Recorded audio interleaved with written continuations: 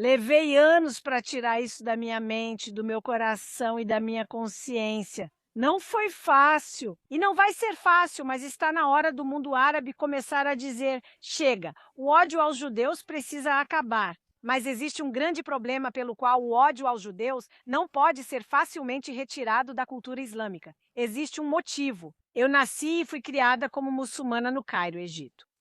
Mas eu cresci nos anos 50 na faixa de Gaza, e o motivo de eu estar em Gaza era porque, naquela época, Gaza fazia parte do Egito. E Gamal Abdel Nasser era o presidente do Egito. E ele fez uma revolução em 52, tirou o rei do Egito e governou o país, prometendo liberdade e democracia. A mesma coisa que tivemos há apenas um ano. A missão dele era destruir Israel. Ele enviou meu pai para chefiar a inteligência militar egípcia em Gaza. E meu pai começou algo chamado Fidaiyyin. As operações Fidaiyyin. A palavra Fidaí significa homens que se sacrificam. E eles iam para Israel, cruzavam as fronteiras, entravam em Israel, causavam o máximo de dano, destruição e terror e voltavam. E eu cresci no coração do conflito árabe-israelense. Meu pai estava muito preocupado com a segurança dele. Houve várias tentativas de matá-lo por causa das operações contra Israel. Numa noite, comandos israelenses invadiram nossa casa, fortemente vigiada, e meu pai, por coincidência, não estava lá naquela noite. Tudo o que encontraram foram mulheres e crianças. Minha mãe, uma empregada e nós 5 filhos. Eles nos deixaram ilesos. Mesmo assim, mesmo que os fidaim matassem civis, famílias, crianças, isso não importava para eles. Mas eu nem acordei naquela noite. Eu não sabia de nada do que tinha acontecido. Mas eu me lembro que, quando criança, acordei uma manhã e vi que minha mãe estava muito abalada. Havia muita comoção. Eu vi um caminhão. Eles levaram todos os seguranças que estavam ao redor da nossa casa para verificar, para levá-los para interrogatório, para descobrir quem era o traidor que permitiu que os comandos viessem. E eu me lembro de um dos soldados que nunca voltou. O nome dele era Abdel Halim. E ele era o meu soldado favorito porque costumava nos levar no caminhão militar para a praia. E ele costumava nos dar doces. Ele nunca voltou do interrogatório. E nos disseram que ele foi morto durante o interrogatório. Então, esse é o tipo de interrogatório com o qual estamos familiarizados no mundo muçulmano. Eu frequentei escolas primárias em Gaza, onde aprendíamos ódio, vingança, retaliação. A paz nunca foi uma opção. Eu nunca me lembro de ouvir qualquer discussão sobre paz. O conceito de paz era algo estranho. Na verdade, a palavra paz nunca foi sequer mencionada nos cultos de nenhuma mesquita. A palavra paz foi mencionada apenas uma vez no Alcorão, e era assim: se você for fraco, aceite a paz, e se você estiver por cima, não aceite a paz. Esse é o único conceito de paz que eu entendi. E assim, recitávamos poesias todos os dias na escola, desejando para nós mesmas morrer como mártires. E sabe, eu via meninas recitando essa poesia enquanto choravam, e elas desejavam morrer como mártires. Veja, nosso sistema de valores girava em torno do vitimismo, pensar em nós mesmas como vítimas, ou ser uma mártir, ir matar todo mundo e morrer como mártir, ou vítima ou mártir. Não havia nada no meio termo. Mas eu vivi nesse ambiente achando que tudo isso era normal. Quando eu nunca ia, mulheres não vão à mesquita. Mas a gente costumava ouvir o serviço da mesquita pelo rádio ou pela TV. Então, e eu me lembro que em toda a oração de sexta-feira, o cheque no final do sermão, ele amaldiçoava, amaldiçoava. Que Deus destrua os judeus, os infiéis e até mesmo os cristãos e os não muçulmanos. E ele chamava os não muçulmanos de inimigos de Alá. E foi assim que eu cresci com isso. E acredite ou não, se você cresce ouvindo maldições como forma de oração, isso pode parecer e soar normal. O ódio pode ser normal porque quem sou eu para julgar? Esses são meus líderes religiosos. E eu nunca percebi que isso não é sagrado. Então foi assim que eu cresci. 22 países árabes fizeram tudo o que podiam para tornar impossível a existência de Israel. A Liga Árabe proibiu a absorção dos chamados árabes palestinos. recusou-se a dar cidadania a eles em qualquer país árabe. Então, por exemplo, você poderia ver um palestino nascido no Cairo que nunca conseguiria a cidadania e morreria no Cairo. Eles nascem e morrem na Síria, um palestino, e nunca conseguem a cidadania. Por quê? Porque a Liga Árabe queria que o problema palestino nunca fosse resolvido. Essa não é a agenda deles. A agenda é mantê-los como refugiados do nascimento até a morte. Esse era o plano. Meu pai acabou sendo morto por Israel para acabar com a Operação Fidaí. Depois que ele foi morto, minha mãe, meus irmãos e eu voltamos para Cairo. E eu me lembro que eu tinha apenas 8 anos e lembro das pessoas vindo ao funeral dele e nos dizendo: parabéns, seu pai está no céu agora, ele é um mártir. E eu me lembro que eu simplesmente odiava a palavra mártir. Eu odiava a palavra jihad porque ela tirou meu pai de mim, mas eu não conseguia verbalizar isso, eu não conseguia dizer. E eu não queria que meu pai fosse um mártir, eu queria ele aqui embaixo com a gente. Mas a cultura era tão voltada para o sacrifício, elas incentivavam as mulheres a se levantar na frente das câmeras e dizer: eu dei meu filho para a jihad e quero que meus outros filhos morram na jihad. Mulheres que eram a favor da vida, da paz, eram menosprezadas. Mulheres que fossem radicais, ou até mais radicais do que os homens, que promovessem a jihad para seus filhos, eram exaltadas como mulheres honradas e respeitadas na sociedade. Então, para uma mulher ser respeitada na sociedade islâmica, ela precisa ser tão radical quanto, ou até mais radical do que os homens. E é por isso que muitas mulheres ficam em silêncio. Elas têm orgulho de entregar seus filhos para a jihad. Muita gente falou isso para minha mãe e meus avós após a morte do meu pai, que eu tinha sorte, pois ele estava no paraíso agora. A única maneira de ir para o paraíso é ir e matar o infiel e morrer no processo. É uma forma de pensar muito distorcida. Mas naquela época, eu nunca pensei dessa forma. Então, os árabes de Israel eram constantemente pressionados. Eles são rejeitados de serem absorvidos e constantemente pressionados contra as fronteiras com Israel para manter o problema vivo. O mundo árabe não sofre com falta de terras. Se você olhar para o mundo árabe, do Oceano Atlântico, Marrocos, até a Pérsia, da Turquia até o Sudão, naquela época, quando eu era criança, o Sinai era quase um deserto vazio. Ninguém morava no Sinai. Hoje em dia tem Sharm el-Sheikh, sabe? Todas aquelas praias bonitas. Mas naquela época era uma zona militar. E não há absolutamente nenhuma necessidade, nenhuma urgência para os árabes ficarem tão obcecados em querer jogar os judeus no mar. Esse conflito internacional chamado de conflito árabe-israelense, na verdade, é uma invenção. Esse não é um conflito por território. E qualquer pessoa que acha que é um conflito por território está enganada, porque nós não vemos a verdade. A verdade é que, árabes, existe algo no Islã que é antijudaico e anticristão, especialmente antijudaico. E eu vou te dizer por quê. Essas pessoas que se autodenominam palestinas e vivem em Gaza e na Cisjordânia são peões do mundo árabe.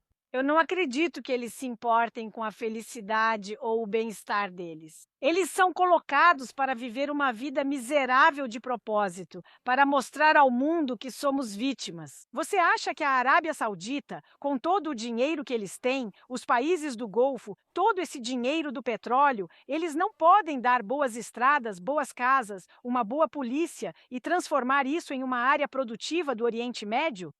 Eles podem, mas esse não é o objetivo deles. Existe um objetivo oculto, e eu não entendo por que a cultura ocidental não percebe isso. Por que a mídia ocidental não percebe isso? É tão óbvio.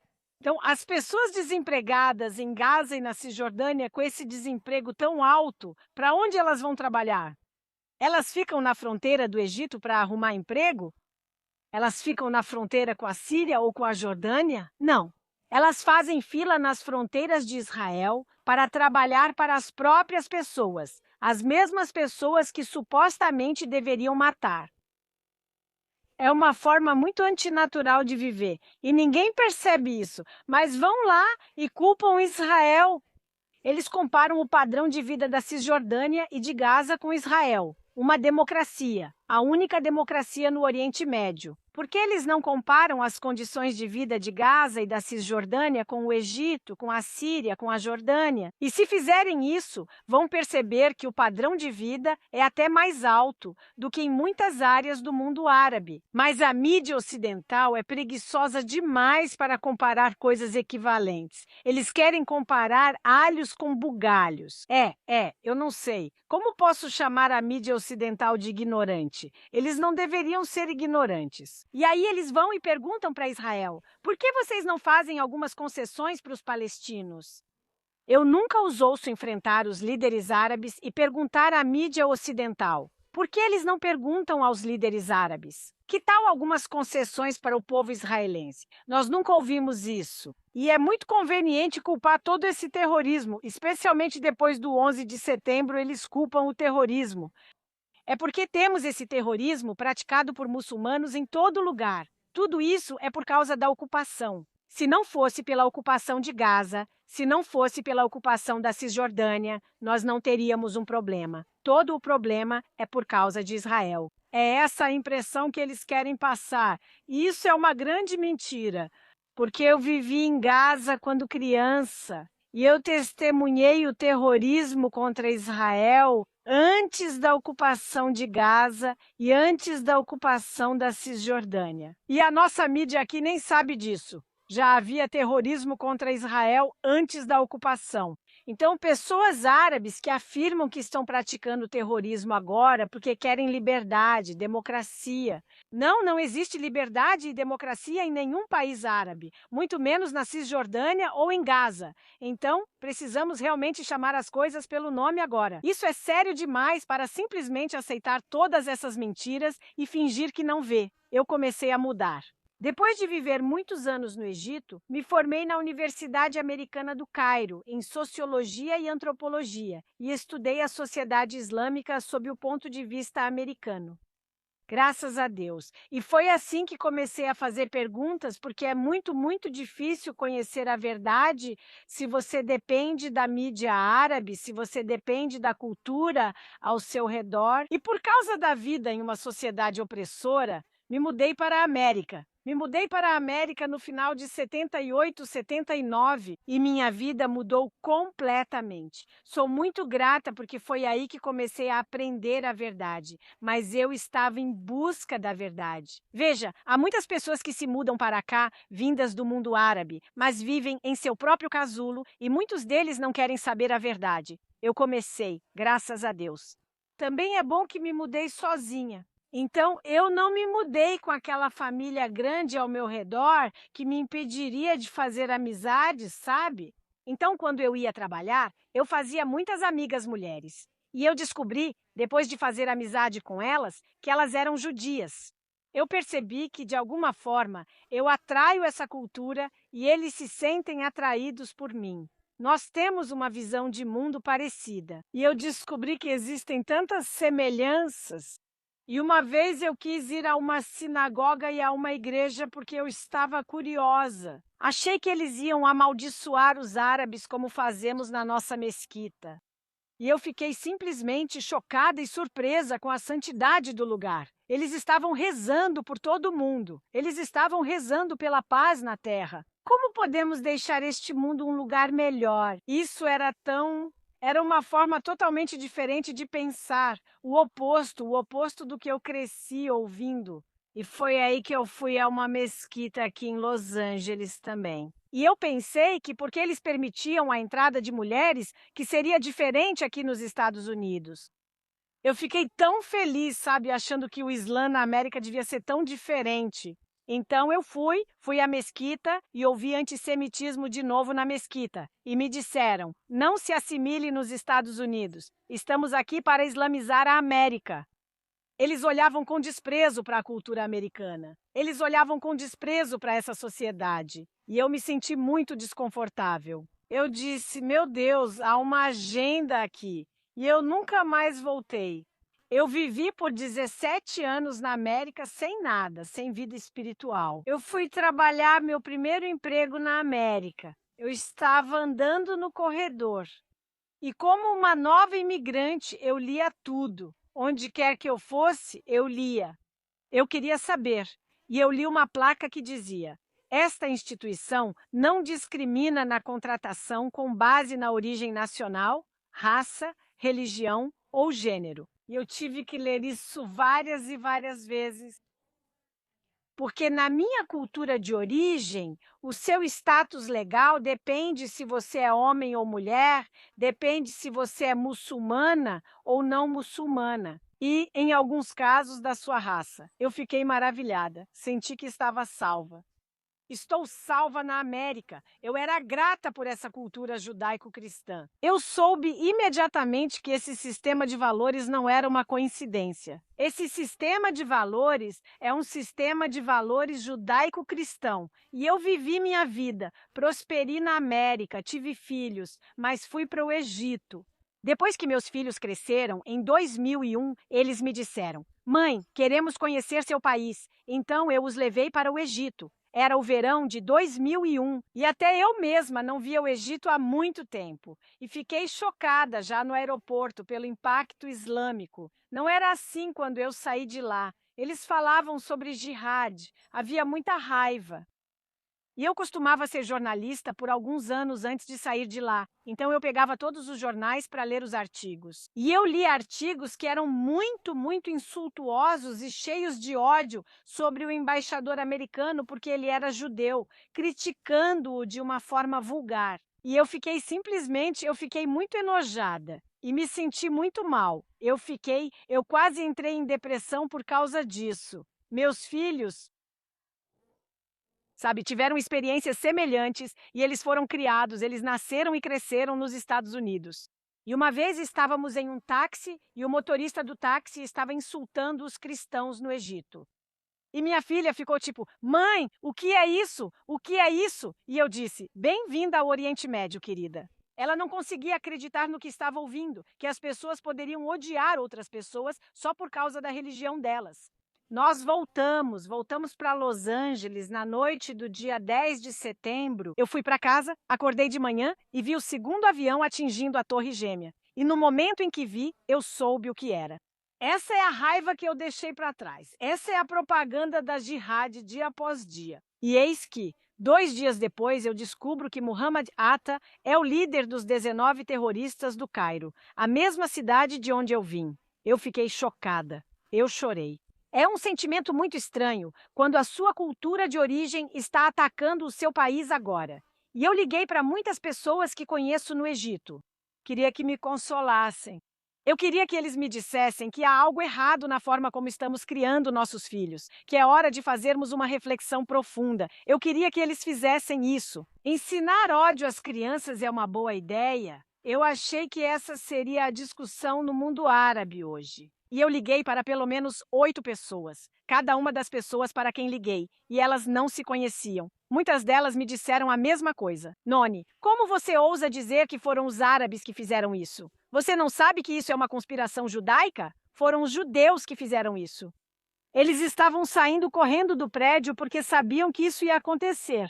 Eles ficaram bravos comigo por eu ousar dizer que precisamos olhar para dentro para acabar com essa insanidade. Eu desliguei o telefone e chorei de novo. Isso é, eu nunca planejei fazer o que estou fazendo. O que estou fazendo veio como uma reação a essas ligações. Eu desliguei o telefone e é uma sensação muito estranha, e pouquíssimas pessoas já sentiram isso. Mas é uma sensação de estar totalmente alienada da sua cultura de origem, das pessoas com quem você cresceu, da cultura que você conhece, em que você cresceu. Isso não é um sentimento feliz, é muito triste. Mas como posso me sentir relacionada a uma cultura que depende totalmente de invenções e mentiras? É um sentimento muito estranho que eu não desejo a ninguém, porque foi muito triste. E eu imediatamente fui ao computador e escrevi um artigo sobre por que eu apoio o Estado de Israel. E nele eu expus o ódio e a jihad. Foi quase uma purificação da minha mente e dos meus sentimentos escrever esse artigo, e eu achei que isso seria o fim de tudo. Foi assim que escrevi o artigo, e ele foi publicado em uma federação de mulheres, Federação Republicana, no boletim informativo delas. E não é que, de repente, comecei a receber muitos convites de pessoas que queriam publicar os artigos e queriam que eu fosse falar. Foi assim que comecei. Eu disse para ele que não sou uma boa oradora. Enfim, eu tinha uma amiga judia muito querida. Ela veio e me disse: venha falar no meu grupo Hadassah. E foi assim que tudo começou. Fiz meu primeiro discurso após a República em um grupo de mulheres Hadassah.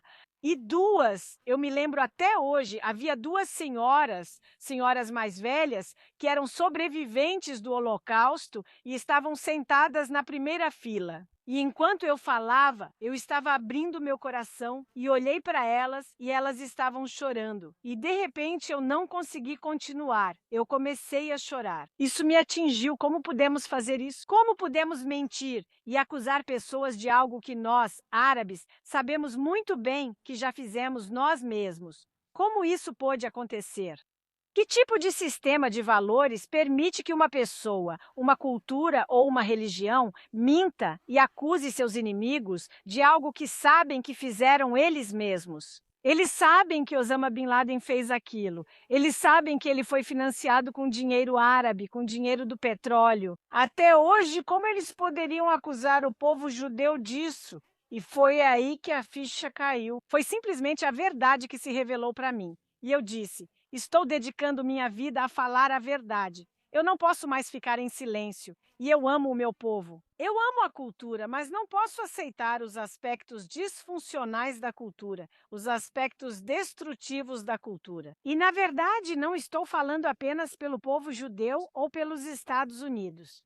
Estou falando em nome da verdade, porque amo o meu povo. Quando você ama alguém, você precisa falar a verdade. Eles precisam saber a verdade. Está na hora do mundo árabe entender por quê, porque eles têm esse ódio tão profundo. Esse ódio destrutivo está machucando os árabes mais do que qualquer outra pessoa.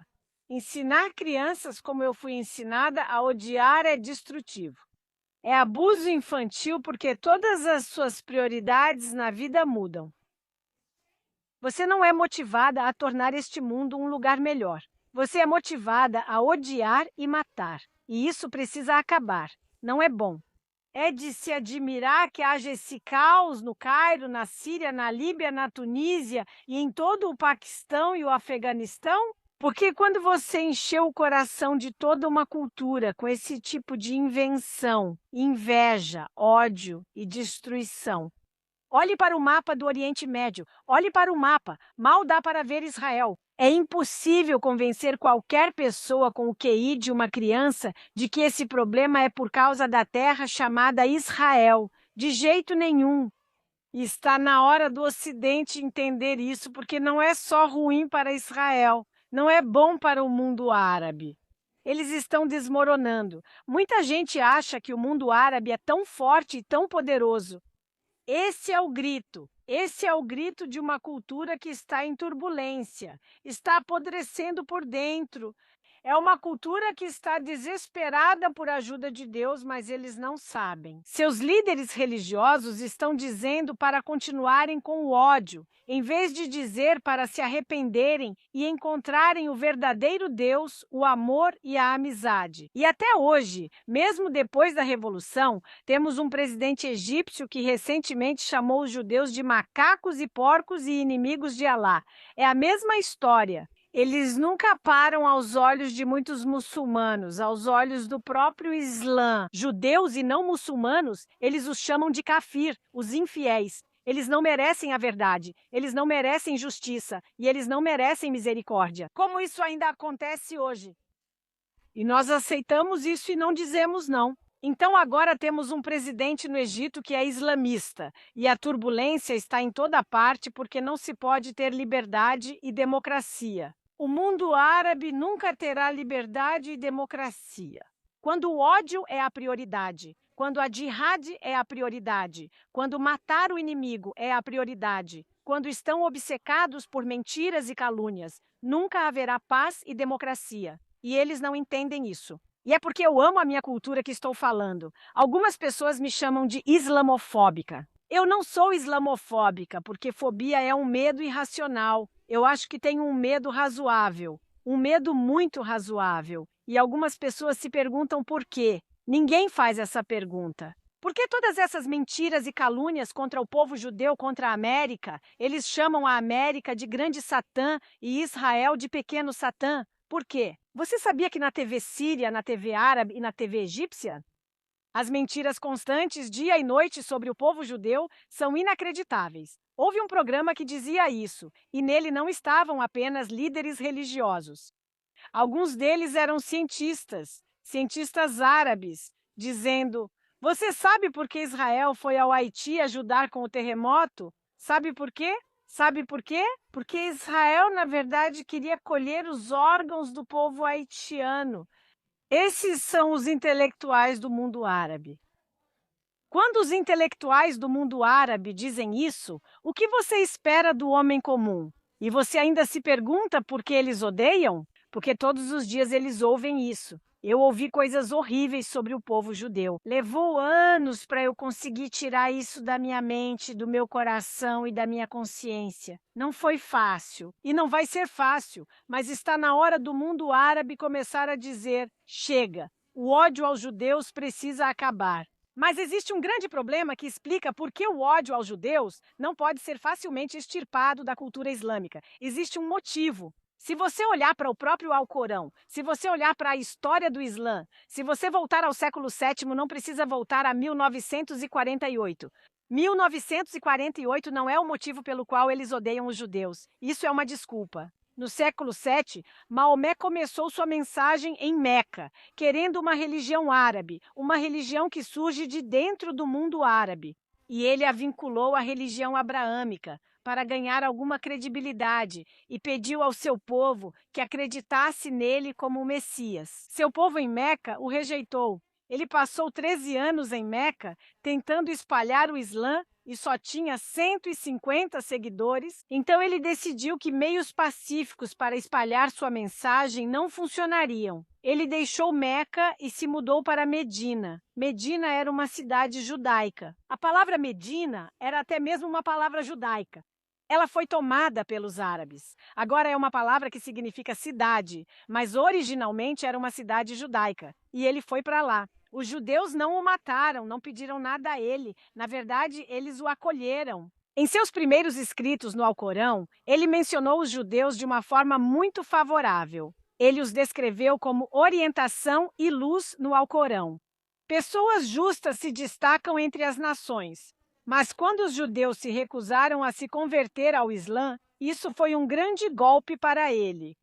Ele não era considerado confiável diante do povo de Meca porque disse a eles: Eu tenho uma religião abraâmica, eu vou ser o Messias.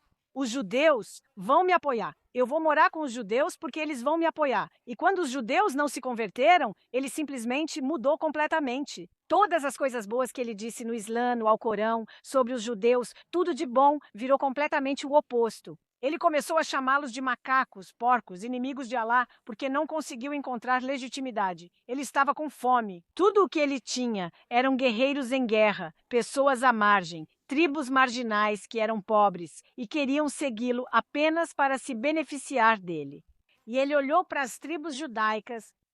Elas eram prósperas e ganhavam a vida com muito trabalho. Maomé, em muitos de seus hadiths, e estou citando Maomé, eu me tornei rico através do terror. Ele ficou rico ao parar o povo de Meca, sua própria tribo, seu próprio povo. Ele os parava, matava e roubava as caravanas de comércio. E o que aconteceu foi que ele começou a ficar mal visto como profeta.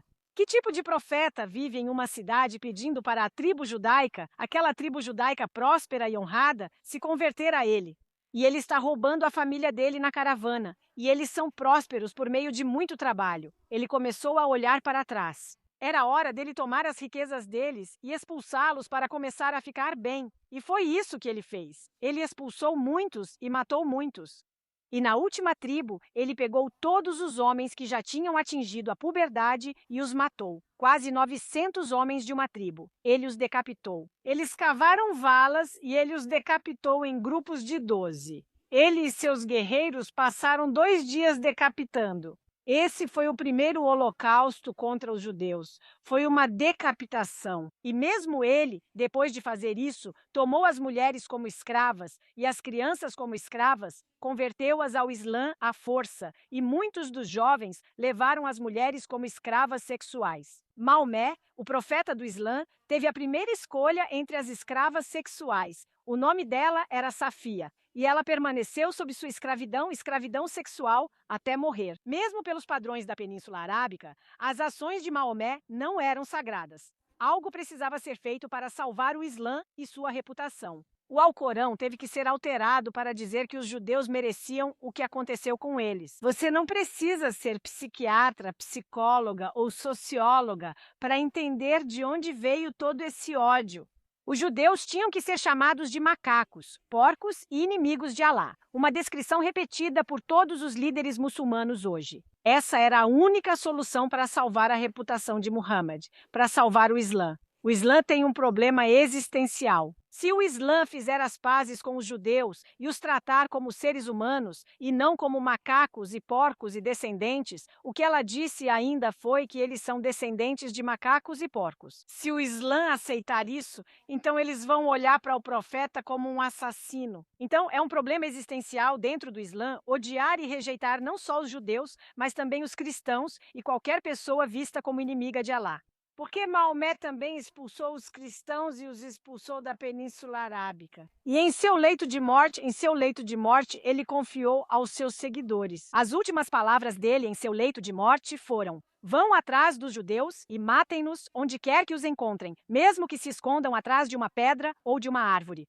Ele morreu em agonia pelo que fez, mas não queria afundar sozinho. Ele queria que todos ao seu redor fizessem exatamente o que ele fez. Isso é uma tragédia digna de Shakespeare aqui, e ninguém percebe isso. Quero dizer, tudo o que você precisa fazer você não precisa ser psiquiatra. Sério, se você ler o Alcorão, você vai ver a própria narrativa. O que estou dizendo agora não é algo que eu inventei. Se você ler a vida de Maomé, você vai ler tudo isso. Você vai ler tudo isso. Eu só estou citando, só estou conectando os pontos de forma analítica. Só isso. E é por isso que os muçulmanos hoje têm muita dificuldade em se reconciliar, porque se reconciliar com os judeus significa que eles têm que admitir que o Islã estava errado. É um problema existencial. E é por isso que, quando Maomé morreu, seus seguidores fizeram o que ele ordenou. Eles foram e conquistaram o Egito, foram e conquistaram a Pérsia no mesmo ano.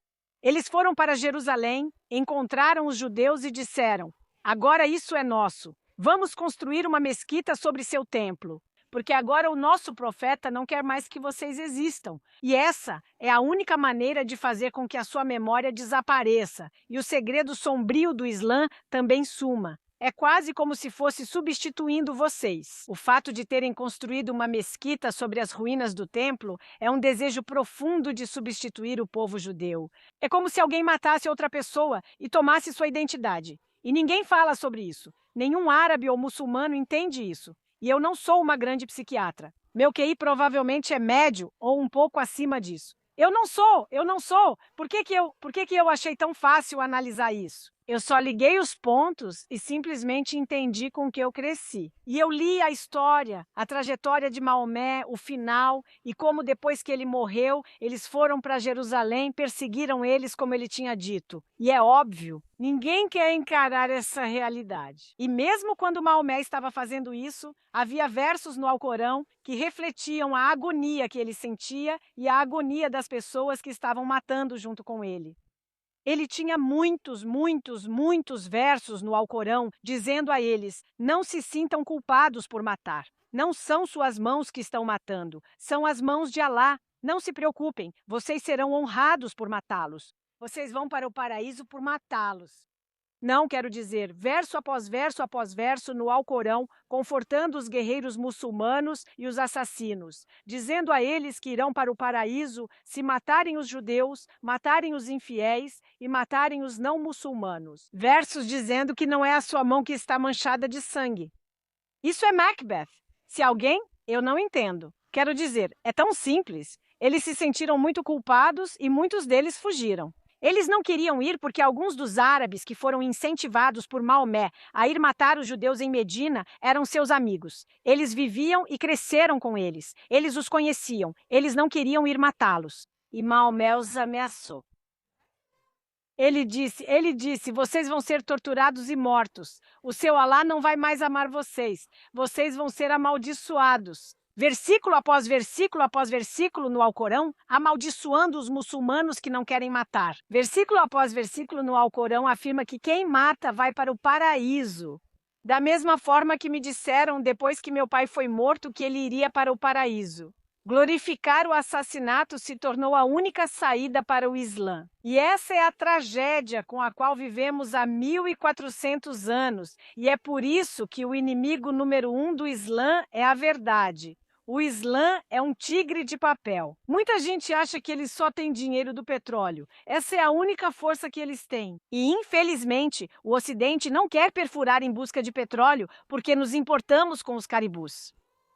Bem, a Arábia Saudita já está perfurando há 100 anos, com licença, e a expectativa de vida das pessoas na Arábia Saudita é a mais alta da sua história. Com licença, eu não vejo nenhum camelo morrendo na Arábia Saudita por causa da perfuração de petróleo. Eu vejo que o habitat deles e o Mar Vermelho são lindos. Eles têm ótimos destinos de férias no Golfo e estão perfurando como loucos. Você acha que as mesmas empresas que estão perfurando lá podem perfurar aqui sem matar os caribus? Por que estamos fazendo isso com a gente mesma?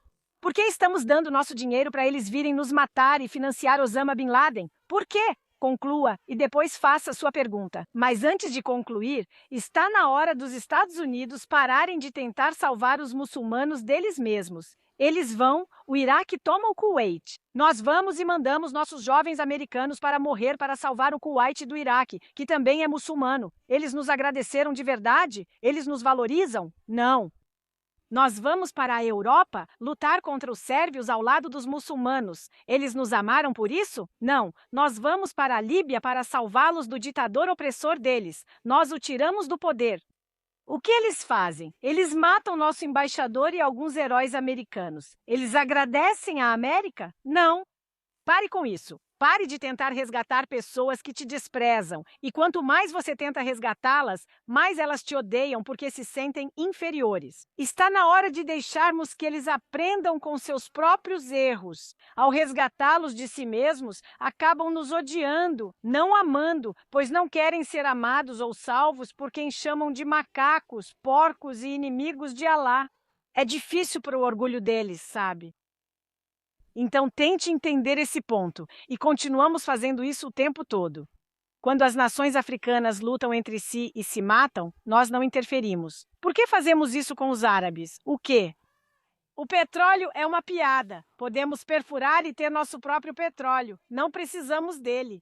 E também é uma piada porque seja Saddam Hussein governando ou a monarquia saudita governando, não importa, eles vão vender para a gente de qualquer jeito. O que eles vão fazer com isso? Beber? Então é hora de não ter medo dessa tragédia, a tragédia islâmica contra o povo judeu, o povo cristão e a cultura ocidental. Não tenham medo. O que estou dizendo agora é para vocês não acreditarem que sofreram esse ataque enorme e horrível. Vocês estão do lado forte. Quero que saibam que Deus está com vocês. E deixa eu dizer, eles estão sofrendo. Meu coração sangra todos os dias quando vejo muitos egípcios me escrevendo, salve-nos, eu quero sair daqui. Eles estão começando a perceber que há algo errado na religião deles. Eles estão começando. Tem muita gente deixando o Islã. O Islã está apodrecendo por dentro. E é por isso que há tanta turbulência. Porque eles não estão em paz consigo mesmos. Eles não estão em paz consigo mesmos. O Islã não lhes deu paz. E é por isso que precisamos entender que temos o poder, temos a verdade do nosso lado. Eu perdi minha família inteira. Minha mãe tem 92 anos. Ela não fala mais comigo. Por quê? Porque eu tenho um site chamado Arabs for Israel. Veja, isso é doloroso para mim. Mas a verdade, muito obrigada, a verdade é mais importante para mim. E eu os amo. Eu escrevo para eles e digo, eu amo vocês. Mas mais chega, nós temos que nos levantar e dizer a verdade. Quero ver se o povo judeu se ofende. Por favor, fiquem ofendidos quando mentirem sobre vocês. Quero uma manifestação quando chamarem vocês por esses nomes. Quando disserem, no 11 de setembro, que foram os judeus que fizeram isso, eu estarei liderando a manifestação em frente às Nações Unidas. Porque vocês sempre escolhem o caminho mais elevado, porque vocês olham para essas acusações. É uma piada. E eu sei que é uma piada. Mas o problema é que isso não é uma piada para 1,2 bilhão de pessoas. E dessas 1,2 bilhão de pessoas, se 15% delas apoiarem o terrorismo, estamos com problemas. Então, não subestime o poder dessa calúnia e dessas mentiras. E nós precisamos começar um movimento contra a calúnia e as mentiras sobre o povo judeu. E não quero mais chamar isso de antissemitismo, mas de calúnia e mentiras. Precisamos começar a nos posicionar contra isso. Falar contra uma pessoa como o presidente do Egito, que está insultando os judeus. Isso é ridículo. Um chefe de Estado não deveria se rebaixar a esse nível. E nós devemos falar sobre isso, ficar ofendidos e dizer: ai, sabe por quê? Porque há algumas crianças na França que serão mortas amanhã por um maluco que acredita nessas mentiras. E é nosso dever nos posicionar contra isso. Eu não preciso ser judia para defender a verdade sobre Israel, para defender a verdade sobre o povo judeu. Eu devo a vocês falar a verdade, porque a minha cultura de origem cometeu calúnias e mentiras. É hora de acabar com isso, pois não faz bem para ninguém. Por isso, precisamos nos manifestar. Nós temos que fazer um grande alarde toda vez que essas mentiras acontecem. O terrorismo árabe não está apenas destruindo Israel ou prejudicando Israel, prejudicando os Estados Unidos no 11 de setembro. Está destruindo o tecido moral e a bondade na sociedade árabe. E está na hora de falar sobre isso. Abrir o jogo. E eu encorajo todos os árabes a começarem a falar, porque eu conheço muitos deles. Muitos deles concordam comigo. Muito obrigada. Meu irmão, em 1994-95, estava trabalhando como cônsul do Egito em Gaza. E o que aconteceu foi que ele tinha 43 anos naquela época. Ele desmaiou e teve um derrame. Ele tinha sangue no cérebro. Ele estava inconsciente. Todo mundo, todos os egípcios ao redor dele disseram: o que fazemos agora? Levamos ele para um hospital no Cairo ou levamos para um hospital Hadassah em Israel? Levamos ele para nosso hospital e médicos de confiança ou para hospitais dos macacos e porcos, inimigos de Alá? Cada pessoa ao redor do meu irmão disse ao mesmo tempo: você quer que ele viva? Leve-o para o Hadassah.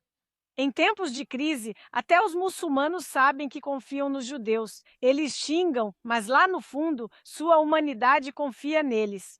Eles confiam que vão fazer a coisa certa porque sabem que são homens e mulheres de Deus. E é por isso que eu quero essa história. Quando meu irmão foi para Hadassah, ele ficou inconsciente por 3 meses. Minha mãe foi lá e a esposa dele também para vê-lo. E minha mãe me ligava dizendo: eu não posso acreditar como o povo judeu é tão bondoso. Eles não são como a gente descreve. E eu disse para ela que é verdade. E está na hora de acabar com essa propaganda de ódio. Mas eles não conseguem porque está escrito no Alcorão. E meu irmão está vivo hoje por causa do Hadassah. Ele deveria ter morrido. E eles salvaram a vida dele. Muitos árabes vão para hospitais israelenses e têm suas vidas salvas, mas não há um agradecimento sequer na mídia árabe, nenhum agradecimento, porque eles não querem dar crédito a Israel por nada de bom, mesmo sabendo disso. E isso é uma vergonha. É realmente uma vergonha que uma cultura, sabendo que precisa de você, do seu conhecimento, se recuse a dizer obrigado. Meu irmão, anos após ter sua vida salva, perguntei: o que você acha do povo judeu? Eles salvaram sua vida. E ele disse: eles têm algo muito especial, mas eu ainda preciso encará-los como meu inimigo. Ainda preciso encará-los como meu inimigo. Eles salvaram a vida dele, e mesmo assim, ele ainda precisa vê-los como inimigo. Esse irmão costumava me amar, e agora ele não quer mais saber de mim. Muito, muito obrigada. Foi ótimo.